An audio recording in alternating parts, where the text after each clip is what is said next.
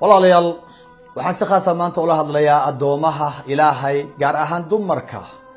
addoontii allay ha noqonin addoon, ha u noqonin ibliiska, u noqo addoon ilaahay u noqo. waxaa jira gabdho badan oo marka kor laga arka aada is leedahay waa addoomo ilaahay, laakiin xaqiiqadii aanan ahayn oo ah addoomo ibliis.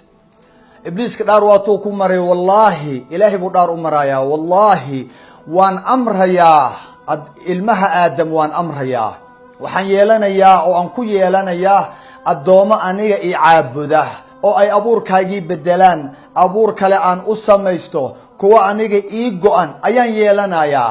ha ku fikirin buu leeyahay ibliiska, ilaahay buu ku leeyahay in ilmaha aadam oo dhan ay adiga addoomo ku noqdaan. wa qaala laattakhidanna min cibaadika nasiiban mafruuda, qayb baan ku yeelanayaa buu leeyahy. waa kuwee addoommada ibliiska?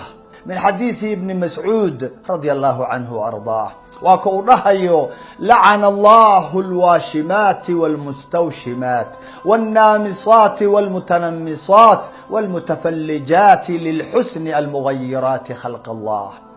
waa dhowr ruuxa uu lacnadayo rasuulka iyo ilaahay ay lacnadayaan, islaamka uu lacnadayo. waa addoomaha ibliiska, addoomaha ilaahay lama lacnado.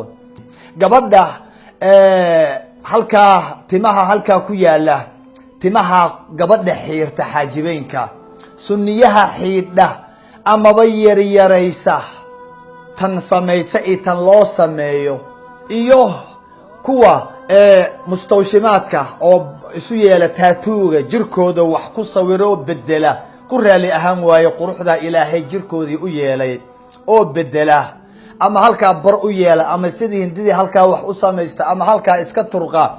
kuwa ilkaha feedhfeedha ibliisku u amree uu leeyahay war fanax isu yeel, ti ilaahay arki mayaan, qaybta ilaahay sii arki mayaan, oo ay ku ahaayeen addoomo alle.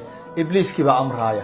saa ibliisku wax ma abuuri karaaya, oo isaga awood ma laha uu insaan ku abuuro, laakiin muxuu dhaar ku maray in uu abuurka ilaahay faragelinayo. gabadhii ilaahay maariin ka yeelay, gabadhii ilaahay ilkeedii isku dhejiyey, gabadhii ilaahay sunniyaha u yeelay, gabadhii ilaahay jirkeedii qurxiyey, isaga wuxuu dhahayaa sidaa qurux maaha, wuu bedelayaa marka, wuuna amrayaa. war yaa amarka qaata? amarka waxaa qaata qofka addoonka ah, qofka addoonsanaya ayuu amarka ka qaataa. addoomaha ilaahay, ilaahay bay amar ka qaataan. addoomaha ibliiska, ibliiska war waxaad naxariista ilaahay ku waayeysaa, oo aad jannadii ku waayeysaa, naxariis adduunye mid aakhiro ku waayeysaa, islaamkaaga aad uga fogaanaysaa timahaasoo aad xiirtay keliya, ilkahoo aad feerfeertay.